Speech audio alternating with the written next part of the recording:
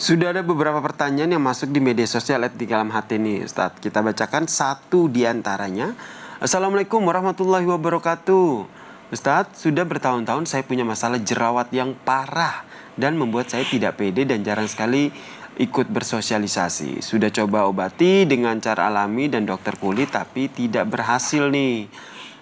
Yang sedang saya pertimbangkan adalah metode laser. Apakah diperbolehkan dalam Islam? Silakan, Ustaz Agus. Iya, jadi selama dia tidak merubah ciptaan Allah, ya, dan tujuannya adalah untuk kesehatan, ya, itu tidak masalah. Ya, penggunaan laser untuk memperbaiki kondisi tubuh yang mengalami masalah boleh, tidak ada larangan.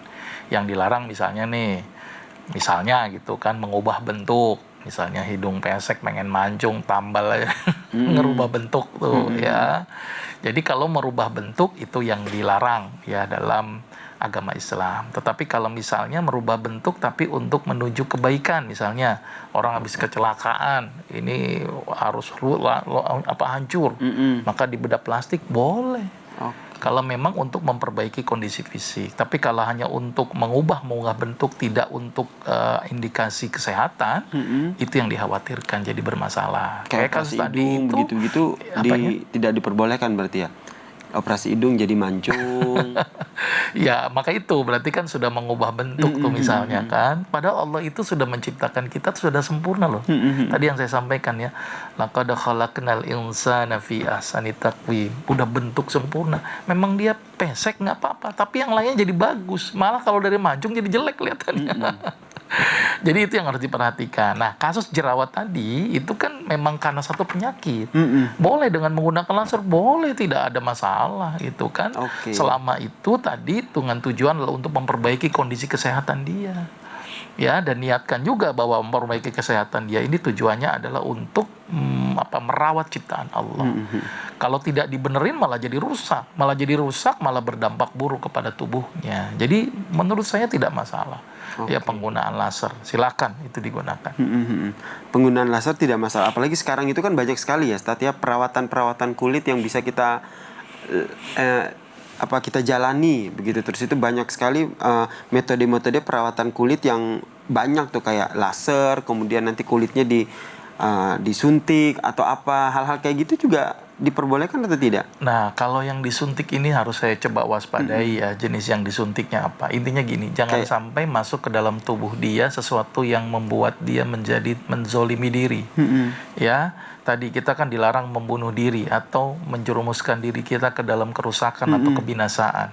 Kalau misalnya disuntik, mohon maaf, misalnya botok atau apa, mohon maaf itu kan, itu kan unsur-unsur sintetik ya. Atau dengan apa tuh istilahnya tuh ada suntik yang bikin merubah-rubah bentuk dengan menggunakan unsur-unsur sintetik. Nah, itu yang harus diwaspadai. Mungkin dia bagus di awal, tapi kalau dia sudah mulai keriput, itu masalah loh. Saya punya pasien, dia banyak disuntik-suntik ya, untuk membentuk bentuk wajahnya. Pas sudah tua jadi keriput. Ininya kan nggak keriput itu suntikannya itu ya. Saya lupa suntikannya apa gitu ya. Tapi itu artinya kalau sudah merusak tubuh, berarti kita sudah berbuat zolim kepada diri kita sendiri. Dan itu dihindarkan. Kalau kita memang tujuannya pun juga bukan karena kesehatan, tujuannya hanya untuk menambah penampilan biar cantik, tapi endingnya malah merusak. Nah, itu jadi masalah. Kalau misalnya dia cantik tapi tidak merusak, itu tidak masalah. Tetapi kalau sudah merusak tubuh dan mengubah bentuk-bentuk ciptaan Allah, itu yang harus diperhatikan. Itu yang harus diwaspadai ya. Iya. Konsep merubah ataupun merusak bentuk ciptaan Allah itu batasannya seperti apa? Misalnya begini, gitu ya. Ini misalnya dagunya begini, dirubah saya jadi lancip. Terus hidung saya pesek, tambalin deh biar mancung. Atau misalnya kayaknya ini nggak bagus sih, saya rubah begini. Nah, itu kan berarti sudah merubah bentuk. Tujuan dia apa sih merubah bentuk? Kalau memang tujuannya untuk kesehatan, tidak apa-apa, itu nggak masalah. Tapi kalau hanya untuk sekedar hanya ansi, tampilan saya biar cantik, biar orang naksir, kan jadi masalah kan. Betul. Malah itu mengundang zina kan, itu jadi masalah. Jadi dilihat konteks tujuannya gitu ya. Kalau tujuannya untuk kesehatan silakan, karena memang itu tujuannya untuk membenarkan tubuh yang rusak. Tetapi kalau hanya tujuannya untuk tadi memamerkan diri, melihatkan, merubah bentuk-bentuk ciptaan Allah, dan itu ternyata malah berdampak buruk buat tubuh di kemudian hari, hindarkan.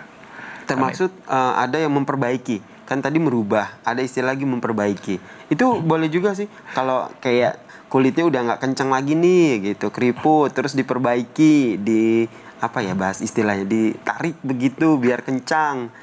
Nah, tadi kalau misalnya memperbaiki dengan tujuannya tadi untuk kesehatan, ya kan, tujuannya untuk semakin mendekatkan diri kepada Allah, silakan saja, ya. Tapi kalau memang tujuannya lain gitu kan, misalnya biar kelihatan lebih muda, ya kan, padahal mau udah tua dia. Terus Menolak mau tua tujuin gitu. apa untuk tujuan itu? Nah, itu yang jadi useless ya, jadi tidak berguna. Hanya Kembali sekedar kepada niatnya ya. Niatnya harus jadi segala diluruskan dulu sesuatu untuk itu apa. memang harus berdasarkan niat kita. Innamal a'malu binniyah.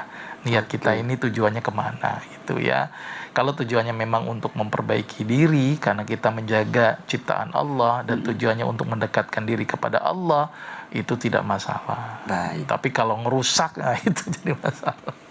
Baik. Gitu Kak Yasir. Iya, terima kasih Ustadz Dr. Agus buat tausiahnya pada pagi hari ini. Semoga tadi apa yang disampaikan ini bermanfaat buat kita semua, apalagi buat mereka yang ingin memberikan penampilan yang terbaik begitu kan, apalagi yang kaum muslimah begitu kan, seneng mempercantik diri. Mempercantik diri adalah sesuatu yang diperbolehkan, bahkan diwajibkan ya untuk terlihat cantik. Tapi jangan sampai cara ataupun hal-hal yang dilakukan untuk mempercantik diri itu bahkan justru menjauhkan kita dari Allah Subhanahu Wa Taala. Itu yang harus dihindari ya.